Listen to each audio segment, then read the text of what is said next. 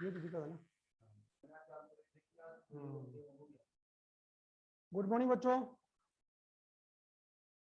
Good morning sir. Good good morning morning sir. Good morning बच्चों। आप थोड़ा सा good morning sir. Good morning बच्चों। जो अभी आप यहाँ पर स्कूल में लाइट नहीं आ रही है, और ये स्कूल के अंदर जो बैकअप लाइट का जो जरिया होता है ना, उसके द्वारा ही क्लास चल रही है। तो आपके जनरेटर से, ठीक है। और चेहरे में बता रहा, देख रहा होगा आपको कि मुझे पसीना आ रहा है, क्योंकि मैं क्लास ले रहा हूँ। यहाँ पर कोई पंखे वंखे की व्यवस्था नहीं है, लेकिन आपका जो जनरेटर का बैकअप 30% ही है। अगर मेरी क्लास बंद हो जाए, सुनो आराम से बच्चों, अगर क्लास बंद हो जाती है तो आप भी क्लास को तुरंत लीव कर लिया करो, क्योंकि कई प्रकार के असामाजिक और कई प्रकार के जो हैकर्स होते हैं वो आपकी क्लास को ज्वाइन कर लेते हैं कई वजह से, कई कारणों से। क्योंकि आप जानते हो कि साइबर क्राइम आज दुनिया का सबसे बड़ा अपराधों में एक है, क्योंकि ये बढ़ रहा है धीरे धीरे। तो इसको आप ध्यानपूर्वक सुने कि जैसे ही क्लासें आपकी ऑफ हो जाती है, सुन रहे मेरी बात? आप सुन रहे हैं ना? Yes sir. सर हाँ, जैसे हाँ, अब ये जरूर है, ये ध्यान दो। अगर मैं आपको, देखो पहली बात ध्यान दो, मैं आप लोगों को लीव ऑल करता हूँ, उसके तुरंत बाद आप भी हट जाओ। आप लोग उसके साथ रहते हैं तो वो गलत बात है, कोई फायदा नहीं है, और उसका जिम्मेदार वो खुद होगा। दूसरी बात है, आज अगर इमरजेंसी लाइट चली जाती, क्योंकि अभी 30% का बैकअप बचा हुआ है, तो जैसे ही अगर लाइट चली जाती है तो आप लीव ऑल कर देंगे। कोई बड़ा इशू नहीं है, हमारे टॉपिक हम कल पूरा कर लेंगे, ठीक है।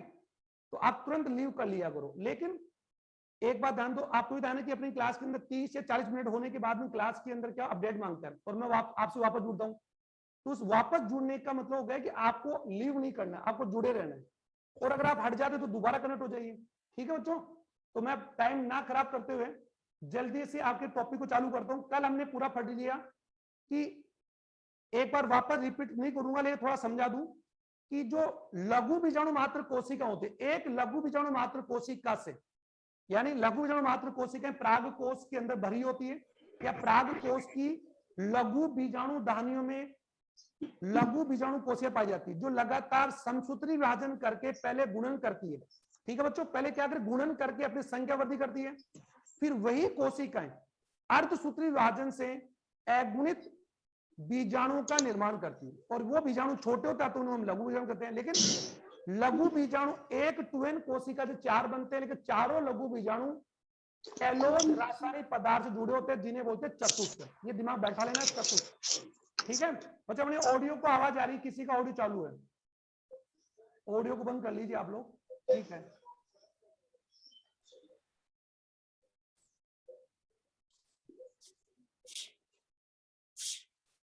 अमर अमर अमर कौन है? अमर, अपने उसको बंद करो बेटा, अपने ऑडियो, उसको ऑडियो बंद करो। अमर, अपने उसको बंद करो। हाँ ठीक, ठीक है, ठीक है, ओके। अब बच्चों ध्यान दो, टाइम ना खराब करते हो। तो कल मैंने आपको कहा था, इतना बार समझा दिया कि लघु बीजाणु मात्र को, जिसे हम बोलते हैं 2n, यानी जो 2n होती है, और इसे आप लोग बार बार आप लिख रहे हैं, जिसे आप बोलते हैं लघु बीजाणु मात्र कोशिका, मतलब लघु बीजाणु की मां। तो ये कोशिकाएं पहले क्या करेगी? समसूत्री विभाजन करके गुणन करती है। और ये बात आपको मैं 1000 बार तो नहीं बताया, बोल काफी बार चुका हूं कि समसूत्री विभाजन होता है कोशिकाओं की संख्या में वृद्धि के लिए, और अर्धसूत्री विभाजन होता है अगुणित कोशिकाओं के निर्माण के लिए, ठीक है। अगुणित कोशिकाओं के निर्माण के लिए, और अगुणित कोशिकाओं को यहां पर हम क्या बोलेंगे? बीजाणु बोलेंगे, बस इतना। और बीजाणु कौन से हैं? ये नर जननांग पुंकेसर के परागकोश से बन रहे हैं। अतः लघु बीजाणु हमेशा नर बीजाणु होते हैं, जो छोटे होते हैं। इन्हीं लघु बीजाणुओं से आगे जाकर परागकण का, और परागकण से 2 शुक्राणु का निर्माण होगा, जो नर युग्मक कहलाते हैं। इसको दिमाग में बैठा लो। और वो नर युग्मक अचल होते हैं, जिनका लेकर जाने के लिए परागकण से पराग नलिका बनती है, जो मैंने आपको पहले ही पढ़ा दिया, पहले चैप्टर में। यहां तक क्लियर है? यहां तक क्लियर है बच्चों? ठीक है, यस सर। Okay okay. अब देखो, इस एक 2n कोशिका, इतना ध्यान दो, एक 2n कोशिका से, एक 2n कोशिका से अर्धसूत्री, यानी ये लाइन आप लिखो मेरे साथ, और मुझे अपेक्षा, यानी एक 2n, यानी एक एक एक, चलो एक ऐसे, एक 2n मतलब द्विगुणित कोशिका में एक अर्धसूत्री विभाजन से 4 अगुणित कोशिका बनती है। ये ध्यान से सुनना, अब वो 4 एगुणित कोशिकाओं का नाम क्या होगा? अगर मात्र कोशिका का नाम शुक्राणु मात्र कोशिका है तो इनका नाम होगा शुक्राणु। अगर इस कोशिका का नाम अंडाणु मात्र कोशिका तो इसका नाम क्या होगा? अंडाणु। अगर इस कोशिका का नाम लघु बीजाणु मात्र कोशिका है, मतलब लघु बीजाणु मात्र कोशिका, तो इन एन का नाम क्या होगा? लघु बीजाणु। तो अभी हम यही पढ़ रहे हैं और आप ये भी जानते हैं, इतना आपको समझा दी बच्चों, प्रश्न आ जाए लघु बीजाणु जनन, ये ध्यान सुनना। लघु बीजाणु जनन की क्रिया द्वारा, पहले बात सुनो, क्या बनते हैं? लघु बीजाणु बनते हैं, लघु बीजाणु का निर्माण होता है, ठीक है, मतलब माइक्रो स्पोर का फॉर्मेशन। सुन रहे होंगे आप लोग, ऐसी बात नहीं है। ओके बच्चों, a process in which formation of haploid spores या माइक्रोस्पोर कॉल्ड माइक्रोस्पोरोजेनेसिस, ये बताया था कल आपको। अच्छा, दूसरी बात, ये क्रिया कहां होती है? ये क्रिया कहां होती है? प्राग कोश में। और प्राग कोश में कहां होगी बताओ, देखें, लघु बीजाणु धानी, ठीक है। और कल से आपको मैं कह रहा हूं, कल से मैं निवेदन कर रहा हूं, लघु बीजाणु धानी कितनी होती है? कितनी होती है? 4 4 4 4। अच्छा, और ये भी कहता, एक पराग कोश में कितनी पालियां होती है? 2 पालियां। 2 पाली। और बच्चों रूड में आप इसको बोलते हो, 2 पालियां। आप सभी बच्चे इसको एग्री करेंगे। वैसे तो आप लोग सभी बच्चे रिटर्न ऑफ अमेरिका है या रिटर्न ऑफ यूके या रिटर्न ऑफ यूएसए भी हो सकते हैं, आप वहां से आए हुए हैं। नहीं समझ आ रहा आपके बच्चों? अरे आप सभी बच्चे अमेरिका, ब्रिटेन, लंदन आदि से आए हुए हैं क्या? नहीं सर। No sir. नहीं सर। तो मैं आपको एक बात बता दूं, रक्षाबंधन का त्योहार आने वाला है और हम जानते हैं रक्षाबंधन पर जो बहन होती है ना, वो अपने भाई को राखी बांधती है। इसमें तो आप ये सोच रहे हो, आप ये सोच रहे हो सर ये तो हमें मानो आप कौन सी को नई बात बता रहे। चलो नई बात नहीं बता रहे, लेकिन उस दिन हमें खाने को लेकर या तो नारियल मिलता है या फिर मिलती है नारियल का, क्या मिलती है बताओ? देखें, नारियल मिलता है या नारियल का गट मिलता है? गट को रूट भाषा में हम बोलते पाली। सर। हाँ सर। बोलते सर। और पाली शब्द जो पाली, अड़ी शब्द लिख नहीं सकते हैं, ये पाली बोलते हैं। तो पाली का अर्थ होता है जो बच्चों अंदर से क्या हो? खोखला हो। तो मैंने आपको इसलिए हाथ दिलाया, जो अंदर से खोखला होता है उससे हम बोलते पाली, लोभ, LOB, लोभ। और रूट भाषा में हम सभी उसको बोलते पाली। इसलिए मैंने आपको अमेरिकन इसलिए बताया क्योंकि हो सकता है तुम पाली समझो नहीं। नहीं सर, समझते हैं। यस सर, समझना चाहिए, ठीक है। तो अपनी जो रूट भाषा है बच्चों राजस्थानी, उसको तो हमें भूलना ही नहीं चाहिए, फिर तो हम इंडियंस हैं, ऐसी बात नहीं है। चलो आगे बढ़ते हैं। तो लघु बीजाणु दानी का नाम ही क्या है बच्चों? अगर बात हम करें तो लघु बीजाणु दानी वहां पर 4 होती है, जो मैं बता चुका हूं, 2 बड़ी 2 छोटी, उनमें से मैं एक ले रहा हूं। तो लघु बीजाणु का जन्म एक पाली में होगा या चारों में होगा? तो मैं बोलूंगा चारों में होगा, इसलिए उनका नाम क्या? लघु बीजाणु दानी, यानी माइक्रोस्पोरेंजिएट बोलते हैं। और there are tetrasporangiate in a pollen से। एक पराग कोश में 4 लघु बीजाणु दानी होती है और चारों को इसलिए बोलते हैं टेट्रास्पोरेंजिएट या चतुष्क बीजाणु दानी। और उनकी भित्ति पढ़ा चुका हूं, भित्ति में 4 स्तर होते हैं, स्तरों को मैं डिटेल में जाके बता चुका हूं आपको। अभी मैं आपको बताना चाह रहा हूं, अब यहां पर बात आती है कि लघु बीजाणु दानी के अंदर ऐसी कोशिकाएं भरी पड़ी, ऐसी जिनका नाम ये लिख दिया मैंने, लघु बीजाणु मात्र कोशिकाएं। ये कोशिकाएं लगातार क्या करेगी बच्चों? लगातार पहले समसूत्री विभाजन करके अपनी संख्या में वृद्धि करेगी और समसूत्री विभाजन करके फिर ये कोशिकाएं क्या करती है? अर्धसूत्री विभाजन करती है। तो मैंने कहा क्या ये 2n कोशिका वहां पर एक है? नहीं, हजारों है। एक से कितने बनेंगे? 4 बनेंगे, ये पकड़ो आपको। और ये अपने दिमाग बैठा लो बच्चों, जब भी कभी नर जननांग में युग्मक और बीजाणु बनेंगे, जो इस चैप्टर में हम पढ़ रहे हैं पादप, अगले चैप्टर में पढ़ेंगे हम लोग मानव। तो जब भी नर जननांग की बात आएगी, नर जननांग पादपों का हो चाहे मानव को या जंतु का, नर जननांग में बनने वाले पादपों में तो उसे बोलेंगे बीजाणु और जंतु में बोलेंगे युग्मक। और बीजाणु और युग्मक हमेशा n n n n n n होते हैं, मतलब अगुणित होते हैं। अब कल को ये नहीं आप कहीं 5 बार एन लिख के आ जाओ कहीं कोई,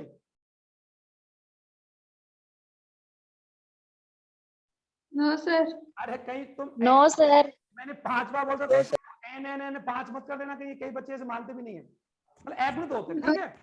और उन कोशिकाओं से जिनका अब आपको ही बता दिया कि नर जननांग पादपों और जंतुओं में एक द्विगुणित कोशिका से 4 एगुणित कोशिकाएं बनती है। और अदर हैंड अगर हम बात करें इन केस ऑफ फीमेल में देखेंगे तो मादा जननांगों में एक ट्वेन कोशिका से कोशिका तो बनती है 4, लेकिन एक सक्रिय होगी 3 नष्ट हो जाएंगे। बस ये दिमाग बैठा लो तो ये आपके क्लियर हो जाएगा। तो यहां पर आपने क्या देखा, मैंने बोला कि एक, अगर मैं बोला ये कौन है, लघु जनमात्र कोशिका, और कितनी बोली मैंने आपको, 1 से 4 बन रहे, 1 से 4। तो मैंने बोला अगर इसकी संख्या 100 है तो मल्टीप्लाई बाय 4 कितने बनेंगे, 400। तो 1 से 4 बनेंगे तो हमें उसकी रेट कैसे निकालनी, मल्टीप्लाई बाय 4। वैसे ही बच्चों एक पेन का मूल्य 10 रुपए, तो बताओ 100 का कितना होगा, ये तो छोटी कलम पढ़ा होगा आपने। तो हम उसकी रेट को पेन की संख्या से गुणा कर देते। तो वही बात यहाँ पर एक कोशिका 4 बनती है, तो 10 से 40 बनेंगे, 1 लाख से 4 लाख बनेंगे, 1 करोड़ से 4 करोड़ बनेंगे, तो मल्टीप्लाई बाई 4। ये ध्यान रखना, हमेशा दिमाग बैठा लेना, ठीक है। अब बात आती है कि इसमें इतना लंबा जाने की जरूरत क्यों पड़ रही है। ये कोई क्रिया प्राक कोष और लघु जनधानी में होती है। कहां होती है, प्राक कोष लघु जनधानी में होती है। अच्छा, इसमें ये बता दिया, इसमें एक ट्वेन कोशिका से 4 एन। मैं इस एन को इसलिए क्यों नहीं लिख रहा, अगर मैं इसको ऐसे लिख दूं ऐसे तो तुम समझ जाओगे कि बनने वाली कोशिका 4 एन होगी, नहीं, 4 कोशिका बनेगी। और कैसे बनेगी, 4 एगुणित कोशिका बनेगी, जिन्हें हम क्या बोलेंगे, बीजाणु बोलेंगे। ओके बच्चों, तो ये बात मैंने बता दिया आपको बेसिकली। अब ये बात आपके दिमाग में बैठ रही है। अब आगे हम बढ़ते हैं। अब ये आता है, कर सकते हैं एक ट्वेन कोशिका जो चारों लघु बीजाणु होंगे, यानी चारों लघु बीजाणु जो होंगे आपस में क्या होंगे, आपस में कैलोज। कैलोज से क्या होते हैं बच्चों, संलग्न होते हैं, बताया था कैलोज से। और ये चतु है, एक कोशिका से 4 लघुजन जो बनेंगे वो इस प्रकार जुड़ जाएंगे, ऐसे जुड़ जाएंगे बच्चों। याद कल बता दी मैंने आपको, ये देखो तो यहाँ कितने दिखा दे रहे, 3 एक पीछे, या फिर ऐसे दिखाई देंगे अगर आपको ऐसे समझ, अगर आपके आ रहा था ऐसे। कल ही मैंने आपको समझाया था, आपको बताया था ना आपको मैंने। तो मैं आपको सिंपल ये समझाने का प्रयास कर रहा हूं। ये आप जो देख रहे हैं, ये देखो बच्चों, समझ आ रहा है। तो इसे हम क्या बोलेंगे, इस एक 4 बीजाणु मिलकर हम बोलेंगे चतुष, टेट्राड बोलेंगे। समझ आ रहा। तो एक द्विगुण कोशिका से चतुष तो कितने बनेंगे, एक चतुष्क कितना बनेगा, एक, लेकिन एक चतुष्क में बीजाणु कितने होंगे, 4। तो आप इसको भी क्लियर कर लेंगे, एक 2n से बीजाणु तो बनेंगे 4, 1 2 3 4, लेकिन चतुष्क कितना बनेगा, 1, क्योंकि इस पूरी संरचना को हम क्या बोलेंगे, चतुष्क। और ये मैंने कल बता दिया था कि ये डाइकोट की बात हम करें, कल बता दिया डाइकोट और उसमें मोनोकोट में ये चतुष्क होते हैं, या तो किस प्रकार संधिपार्श्व होंगे, या रेखी प्रकार के हो सकते हैं, या किस प्रकार के हो सकते हैं बच्चों, द्विपार्श्व हो सकते हैं, या चतुष्फल के हो सकते हैं। क्या हो सकते हैं, चतुष्फल के। तो डाइकोट में तो होते हैं, डाइकोट पादपों में तो क्या होते हैं, डाइकोट पादपों के चतुष्क तो कैसे होते हैं, चतुष्फल के। और मोनोकोट के कैसे हो सकते हैं, समद्विपार्श्व। कर लोगे आप लोगों ने। अब ये किस जुड़े होते हैं, कैलोस से। अब बात आती है कैलोस का। अब मैं आपको तरह समझा दूं, ये कैलोस जुड़े होते हैं। कैलोस का अपहरण करने के लिए आगे बात हम चल रही है। तो ये अगर अपने वहां ये अगर मैंने आपको ये चारों लघु बीजाणु,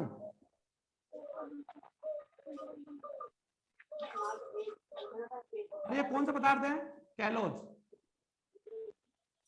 ओके, इसका अपहरण करने के लिए एंजाइम, चले एंजाइम छोड़ दिया, मैंने कल बताया था आपको, कैलोस एंजाइम। इस एंजाइम का स्राव कौन करता है, और टैपिटम कहां पर है, पराग कोश की भित्ति का आंतरिक स्तर, पराग कोश की भित्ति का सबसे आंतरिक स्तर। Yes sir. आंतरिक जो स्तर है वो कौन सा है, टैपिटम है।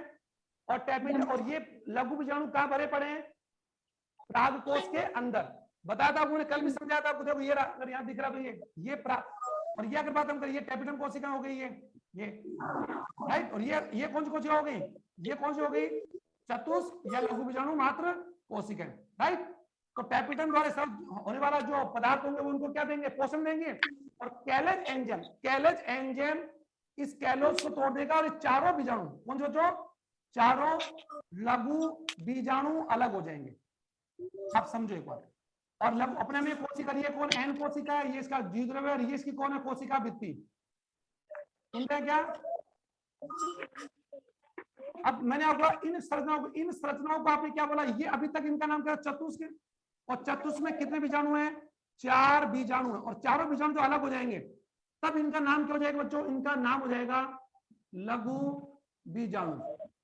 अब देखो, अब बात आती है बच्चों, ये लघु बीजाणु भी कहां पर है, क्या ये लघु बीजाणु पराग कोश से बाहर आ गए, नहीं, अभी भी ये पराग कोश के अंदर ही है। तो पराग कोश की टैपिटम के द्वारा अब किसका स्राव होगा, कल बताया था मैंने आपको, प्रोयूबिस बॉडी, प्रोयूबिस कणों का और स्पोरोपोलिनियम वसा का।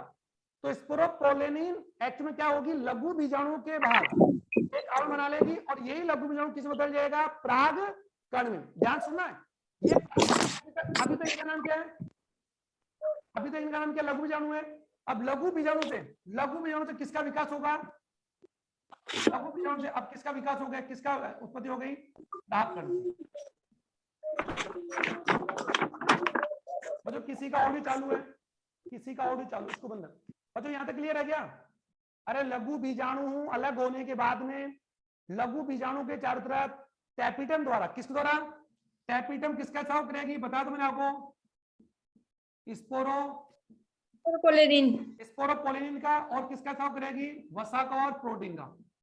ये वसा स्पोरोपोलिनिन एक्चुअल में अगर कहां पर आके जमा हो जाएंगे, लघु बीजाणु के बाहर एक अणु बना लेंगे, और लघु बीजाणु अब क्या कहलाएगा, पराग कण। तो अब ये क्या बन गया, बस ये तो फर्क है। तो मैंने बोला पराग कण और लघु बीजाणु को ज्यादा फर्क नहीं है, दोनों में कॉमन चीज क्या है, अगुणित है, गोल है, अचल है। और सबसे बड़ी बात इतना ही है कि लघु बीजाणु ही पराग कण में बदलते हैं। तो पराग कण और लघु बीजाणु में ज्यादा फर्क नहीं, केवल पराग कण में 2 स्तर आ जाते हैं। एक स्तर को, अब ये जो स्तर आपको कल बता दी थी मैंने, हालांकि ये स्तर कौन सा बच्चों कल बताया था, एक्साइन। ओके, एक्साइन यानी बाह्य चोल, और बाह्य चोल किसका बना, वसा प्रोटीन का। यहाँ पर इन, और ये बाह्य चोल कंटक में होता है, कल बताया था दोबारा। कंटक मतलब होता है इनमें विशेष प्रकार के कांटों से होती है, इनके कांटों के गड्ढों में क्या भरी होती है, स्पोरोपोलिनिन। स्पोरोपोलिनिन बच्चों पराग कणों को जीवाश्मिक नष्ट होने से बचाती है, यानी इसका अपघटन नहीं होने देती पराग कणों का, स्पोरोपोलिनिन। ठीक है, और अब बात आती ये स्पोरो, यानी अब बात ये इसका, ये कौन है, ये कौन, इंटाइन है। इंटाइन में अंतःचोल, अंतःचोल कैसा बच्चों, देखो सतत है, मुलायम है, और किसका बना होता है, कल बताया मैंने आपको, किसका बना होता है, सेलुलोज और हेमी सेलुलोज का बना होता है, बताया था आपने। और ये अंदर इसका, ये अंदर इसका कौन बच्चों बता दो कि ये कौन है, केंद्रक, जो कैसा है, एन है, राइट। तो परागकण कल बताया, परागकण कैसे होते हैं, एक कोशिक होते हैं, एक कोशिक, अचल, गोल और द्विस्तरीय होते हैं। ठीक है, और उसके केंद्रक में प्रत्येक गुणसूत्र कितनी बार होते हैं, एक बार होता है, अगुणित होता है। और एक बार वो ध्यान दो, इसी परागकण से, यही परागकण, ध्यान दो, अब ये परागकण इस समय कहां पर है बच्चों, इस समय परागकण कहां पर है, पराग कोश में। और पराग कोश की भित्ति का अब क्या होगा, स्फुटन होगा, तो मैं आपको समझा रहा हूं, लेकिन आप थोड़ा आगे चलने दो मेरे को। अब ध्यान दो, एक लघु बीजाणु से एक परागकण बनते हैं, और परागकण अलग अलग रहते हैं सभी। परागकण प्राय क्या होते हैं बच्चों, अलग अलग रहते हैं, अलग अलग रहते हैं, लेकिन प्राय कभी कभार क्या होता है, जैसे हम लोग यूं कह सकते हैं, एग्जाम्पल की बात हम करें, आर्किड की बात हम करें, आर्किड बच्चों, यहां बस बच्चों समझ आ रहा है क्या, आर्किड और आर्क, यस सर, मदार, इसके अंदर क्या होते हैं बच्चों, दो, यानी इसके अंदर क्या होते हैं, दो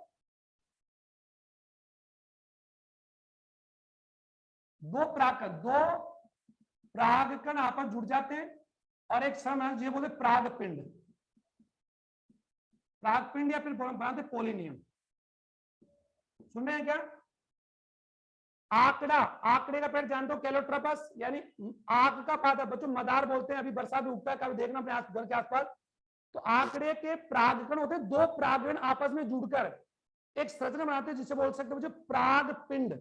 ठीक है, परागपिंड बोलते हैं। जबकि ड्रोसेरा नामक जो पादप है, उसमें क्या होता है बच्चों, अनेक परागकण आपस में जुड़ जाते हैं और संयुक्त परागकण कहलाते हैं। यानी ड्रोसेरा में क्या होता है, वैसे जनरली आप देख पा रहे होंगे, ये तो हटा दूंगा आपको यहाँ पर, ये इसका, ये अपने में अगर बात करें, ये कौन है बच्चों, एक परागकण है, ये कौन, दूसरा परागकण है।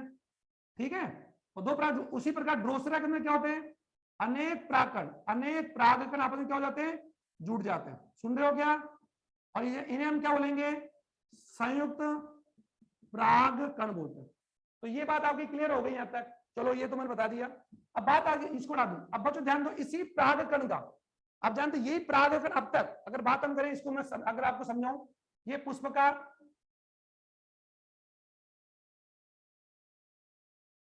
या इसको इस प्रकार समझे अगर आप, ये पुष्प का माला जनांग है, ध्यान सुनना, ये वर्तिकाग्र है,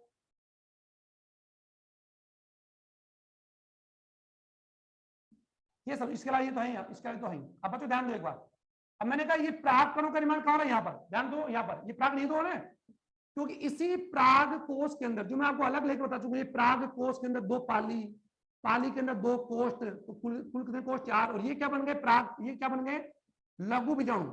तो लघु बीजाणु किस में मतलब है प्राकरण में, एक लघु बीजाणु से प्राकरण बनेगा, तो यहाँ पर लघु बीजाणु की संख्या डिपेंड किस पर करेगी, बीजाणु मात्र कोशिकाओं पर। बीजाणु मात्र कोशिकाओं की संख्या अगर वहां पर 40 है और 40 की 40 भाग ले रही है, तो कुल लघु बीजाणु कितने बनेंगे 160 बनेंगे, ये बताया था मैंने आपको। तो अब मुझे बता दो, ये प्राग कोश जब फटेगा तो प्राग कोश का फटने को हम क्या बोलते, प्राग कोश स्फुटन होगा, और प्राग कोश के स्फुटन में किसका रोल ज्यादा है बच्चों, बता देता, एंडोथीसियम। वेरी गुड, एंडोथीसियम का और उसका क्या होता है मिडिल लेयर का। तो कॉमन सी बात है, ये जो स्फुटन फटेगा, तो मैं यहाँ पर आपको जो इसकी आवश्यकता तो है तो नहीं वैसे, लेकिन आपको समझ में आ जाएगा। जनरली हम जानते हैं कि प्राग कोश में इस प्रकार से 4 लोब्स होते हैं,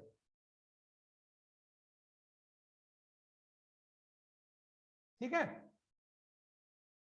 इस प्रकार से ऐसे। ओके बच्चों, और ये यहाँ पर क्या है प्राकरण है, ये यहाँ पर क्या है प्राकरण, ये ध्यान, और ये यहाँ पर कोई योजी है। अब होता क्या है कि यहाँ पर कितने स्तर हैं, 4 स्तर हैं, कितने स्तर 4 है ना, अरे 4 स्तर है ना यहाँ पर, यस सर, यहाँ पर 4 यस सर। होगा क्या, जब प्राग कोश के अंदर प्राग कणों का निर्माण हो जाएगा, तो प्राग कोश के अंदर जो यूक एपिडर्मिस और एंडोथीसियम और मिडिल क्या बोलते हैं उसको, मिडिल लेयर और टेपिडम, इन सभी की कोशिकाएं क्या होगी, फट जाएगी, नष्ट हो जाएगी। होगा कैसे, क्योंकि कॉमन सी बात है कि ये स्फुटन जब होगा, तो स्फुटन के बाद यानी कुल मैं यहाँ पर बताऊं, स्फुटन जब होगा तो ये जो प्राग कोश की जो चारों दानी है, प्राग कोश की जो चारों दानी आप देख रहे हैं, ये चारों दानियों की भित्ति इस प्रकार, यानी चारों दानियों की भित्ति इस प्रकार से, इस प्रकार से क्या हो जाएगी बच्चों, स्फुटित हो जाएगी, यानी ये इस प्रकार से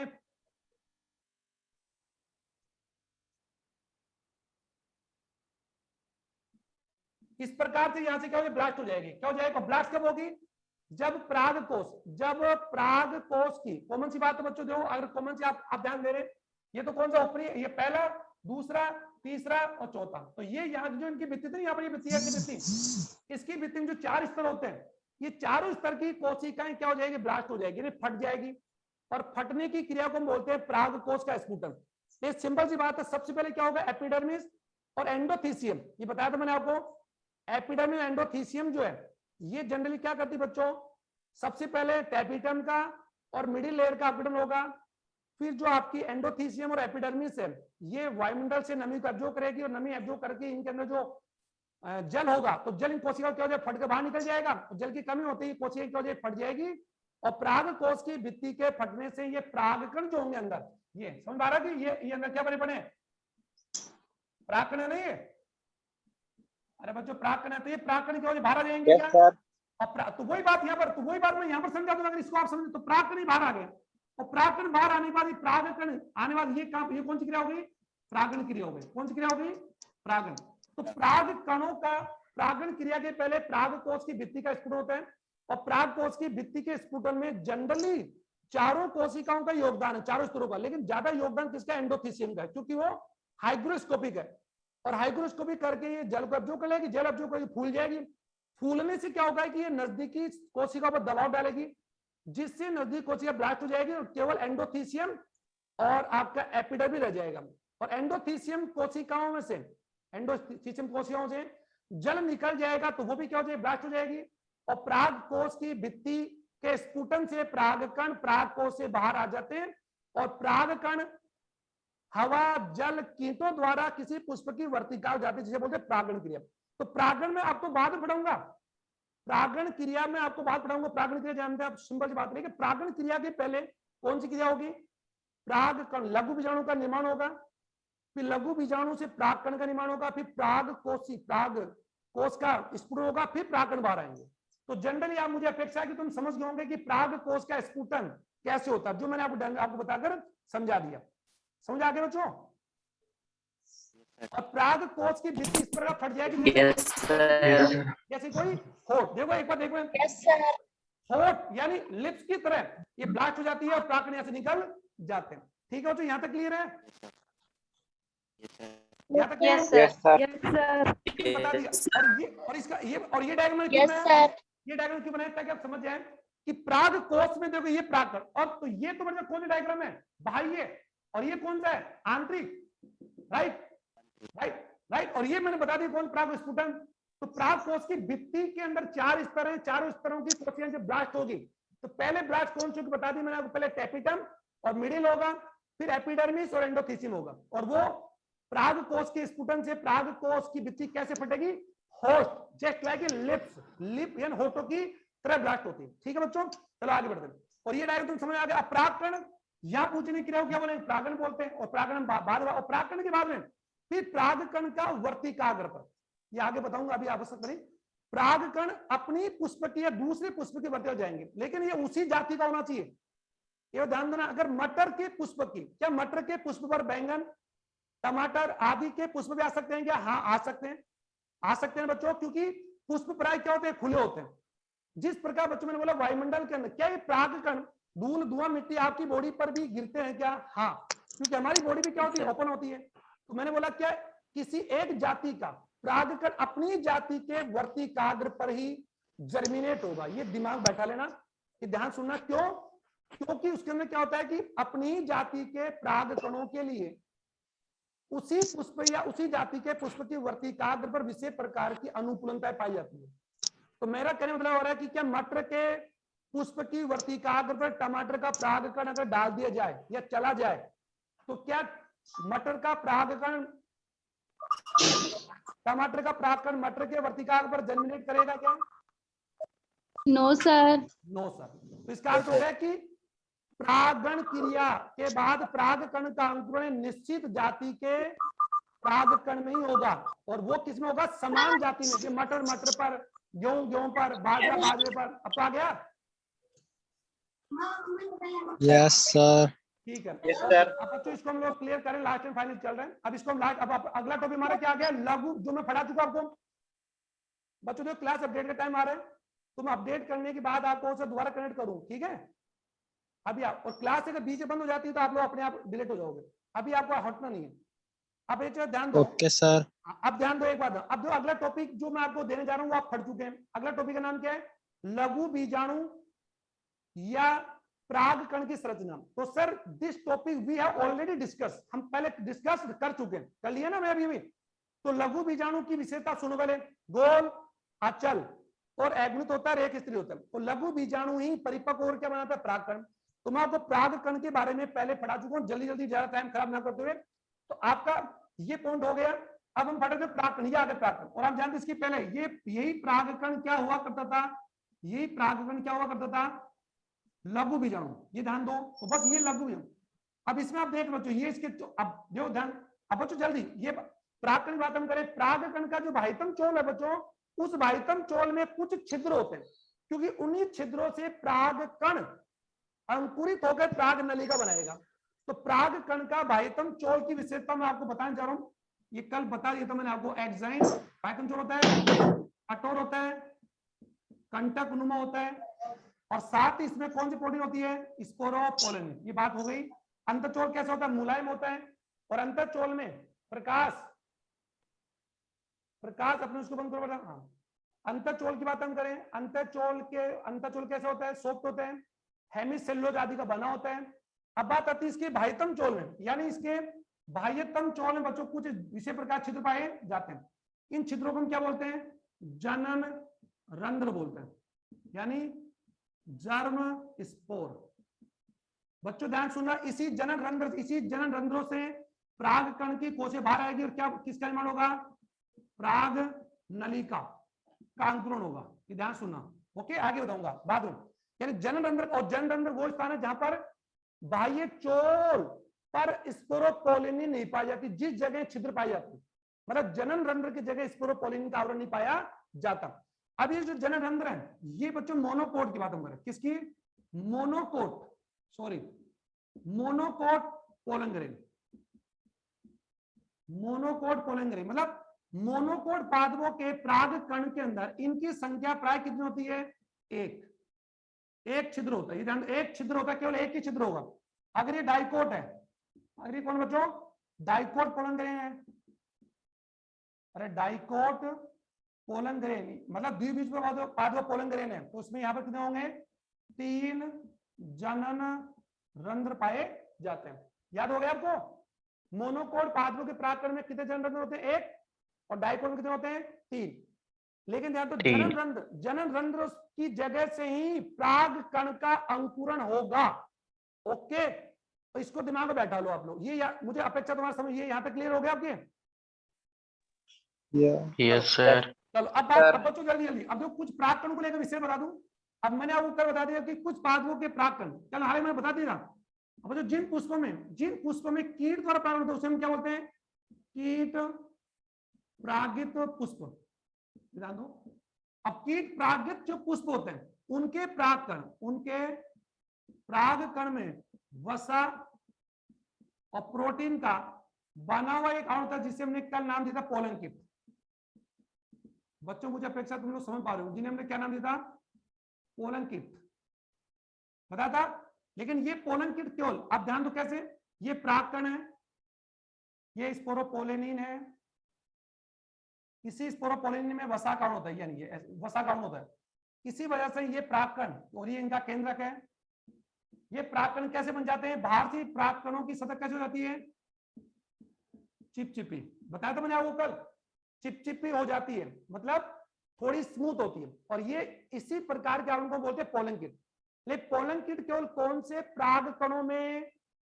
कीट परागित पुष्प के परागकणों में वसा और प्रोटीन का बना हुआ एक ढीला, एक चिपचिपा एनवेलोप होता है। This is called pollen kit. It is occur only, अगर बात हम कर सकते हैं, अगर हम एंटेनो पोलेनो फ्लावर्स, यानी केवल कीट परागित पुष्प में पाए जाते हैं। सुन रहे हो क्या आप बच्चों? Yes sir. और अभी मैं आप लोगों को जल्दी जल्दी बता दूं कि कीट परागित पुष्पों की विशेषता क्या क्या होगी। वे पुष्प जिनमें कीटों द्वारा परागण होता है। तो कीट परागित पुष्पों की विशेषता नंबर 1 लिख दो। सबसे पहली बात है, कीट परागित पुष्प जो होंगे वो एक्चुअल में क्या होंगे? आकर्षक होंगे, रंगीन होंगे, है ना बच्चों? क्लास आपकी और होने वाली क्योंकि लाइट बैकअप कम आ रहा है। हाँ, और एक थोड़ा जल्दी रंगीन होते हैं। और दूसरी बात है, उनके परागकण पर पोलन किट होते हैं। और सबसे बड़ी बात इनकी होती है कि ये पुष्प रात्रि के अंदर विशेष प्रकार के फ्लेवर छोड़ते हैं, जिससे कीट इनकी गंध से आकर्षित होकर उन पर जाके बैठे। और जब कीट पुष्प पर जाके बैठेंगे मकरंद के लिए, तो ये परागकण कीटों के चिपक जाते हैं। समझ आ गया? जिससे ये कीट उन परागकणों को एक पुष्प से दूसरे, दूसरे से तीसरे, तीसरे चौथे पे लेके जाते हैं। इसीलिए ध्यान देना, रात्रि में जिन कीटों में, जिन पुष्पों में परागण होता है, तो रात्रि के अंदर क्या होंगे? या तो वो पुष्प थोड़े से क्या होंगे? स्पार्क होंगे, थोड़े से चमकीले होंगे। ऐसा लगता है जैसे लाइट वो क्या कर रहे हैं? लाइट को एक्सक्रेट कर रहे हैं। देखा होगा कई ऐसे फ्लावर होते हैं जो रात्रि में थोड़े से क्या होते हैं? स्पार्क होते हैं, चमकीले होते हैं। और ये पुष्पों की चमक कीटों को अपने आकर्षित करती है, नंबर 1। दूसरा क्या होगा कि वो पुष्प क्या होंगे? सुगंधित होंगे। ये ध्यान सुनना, ये किसकी वजह बता रहा हूं मैं आपको? कीट परागित पुष्पों की। अपेक्षा करता हूं कि तुम लोग समझ पा रहे होंगे। Yes sir. चलो यस सर। Yes sir. मैंने अलग से बता दिया, कीट परागित पुष्प। Yes sir. कीट परागित पुष्पों की 4 विशेषताएं, तो अपेक्षा करता हूं तुम समझ गए होंगे।